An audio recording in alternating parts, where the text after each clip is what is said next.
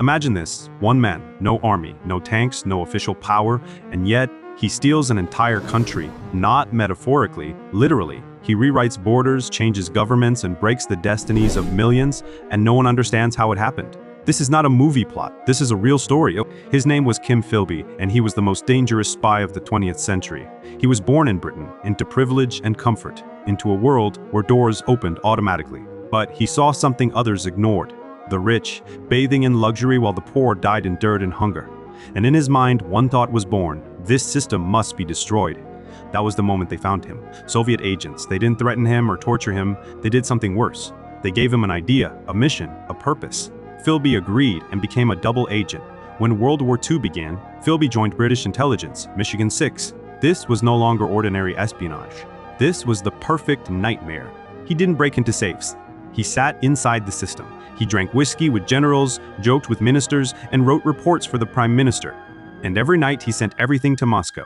Names of agents, plans of operations, secret strategies of the West. Because of him, hundreds of people were exposed, arrested, but no one suspected him. Why? Because he was the perfect British gentleman. After the war came a new era, the Cold War. The West believed it controlled the world, but in reality, Philby controlled the West. He became the head of an MI6 department fighting the Soviet Union. A paradox. The man who was supposed to hunt Soviet spies was the main Soviet spy. He destroyed CIA operations, exposed underground networks in Eastern Europe, crushed resistance movements in Poland, Hungary, and Czechoslovakia. Because of him, the Soviet Union kept control over half of Europe, not with tanks, not with missiles, but with information. In the 1950s, the West tried to regain the CIA prepared secret operations, coups, underground armies, anti-communist movements. But every plan collapsed. Why? Because Philby warned Moscow in advance. The result was brutal. Thousands arrested, resistance destroyed, countries remained under Soviet control. In reality, one man helped the Soviet Union keep an entire bloc of states: Poland, Hungary, Czechoslovakia, East Germany, the Balkans.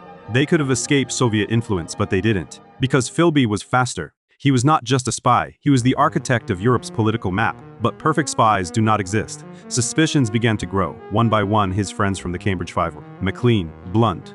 Philby understood that the circle was closing. MI6 launched an investigation. They interrogated him. He smiled, joked, drank tea, and denied everything.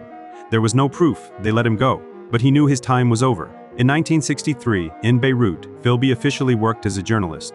In reality, he was waiting for a signal, and one night, he disappeared. No noise, no gunshots, no farewells. A few days later, the world learned the truth. Kim Philby was in Moscow. British intelligence was shocked. The United States was furious. The West was humiliated. They realized something terrifying. For decades, their ally had been their greatest enemy.